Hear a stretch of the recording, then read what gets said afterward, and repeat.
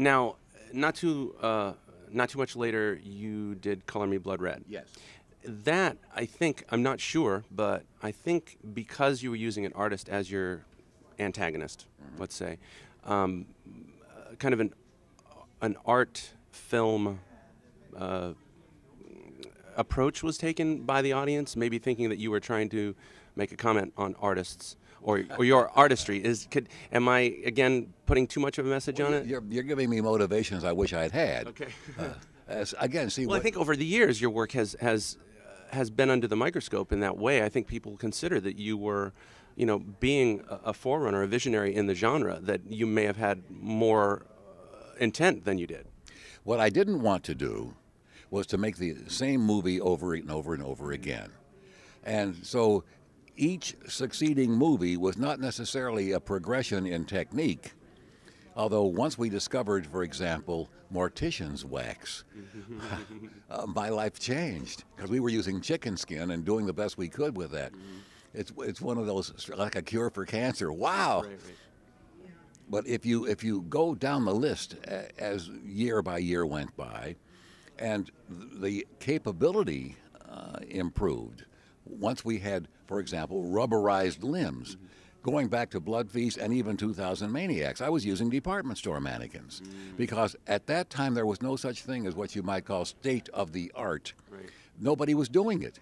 But then again, the dismemberment scene in Blood Feast is a pretty disturbing scene. I'm counting on that. Okay. Well, in fact, to this day, I hear from people that they call it a disturbing scene. They can't watch it. It's beyond anything they've seen in other movies. And here we have computer-generated imagery. Right. We have techniques which I never dreamed would be possible. You can go into a magic store today and get things we didn't have. Right.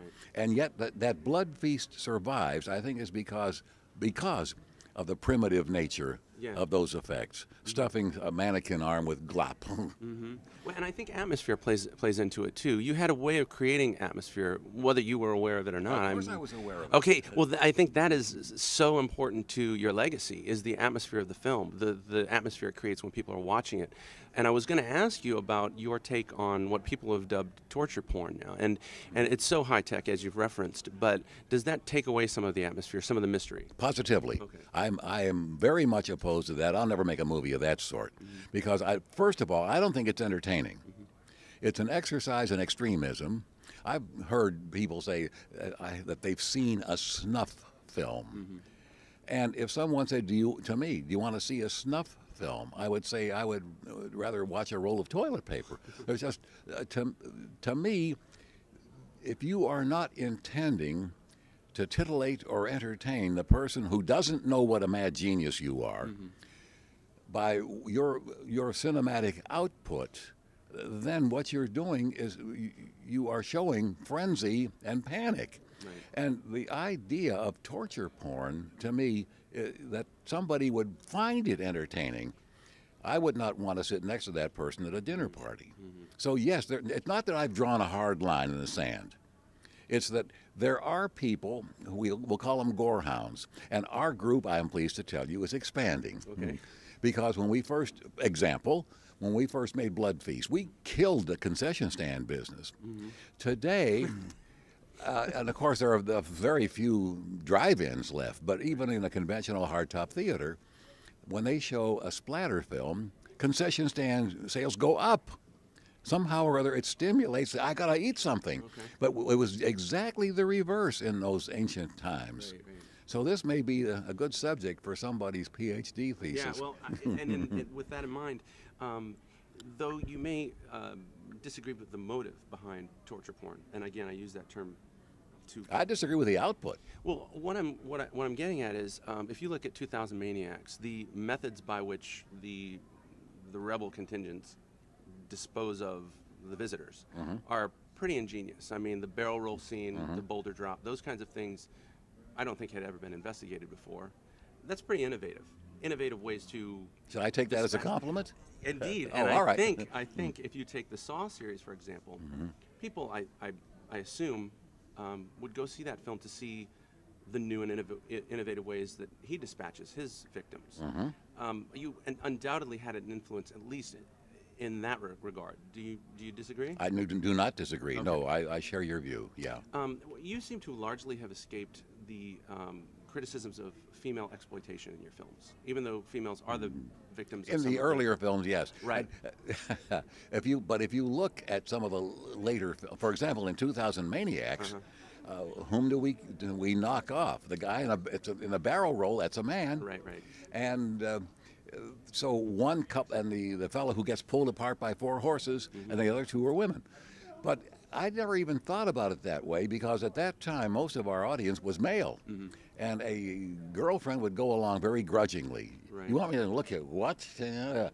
But now, with the sophistication that's taken place, we have a unisex audience, and when you take a look at the Uh-Oh show, you will see that gender has no meaning at all in this movie.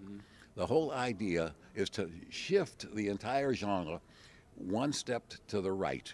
I don't mean political right. I mean where we weld together the standard splatter film and a jolly good old comedy. So the audience will know in advance that what we have done here has had a good time making it, and the whole thing's a big gag. If I were at this moment to grab an axe and chop your arm off right here, you would die. Not just from loss of blood, but of shock and whatever else. But I would forever, from then on, be able to say that at least H.G. Lewis killed me. Oh yeah, That is. And they would probably. Not many people could speak to that. Well, they would probably cremate your body, but they would give your arm a noble burial. That's right. In the Uh-Oh show, when they whack off somebody's arm, that person doesn't die. That person's annoyed, and then up comes the MC and says, "You want to come back next week and try again?" It's a quiz show. Yeah, so that was, well, we'll get it back on.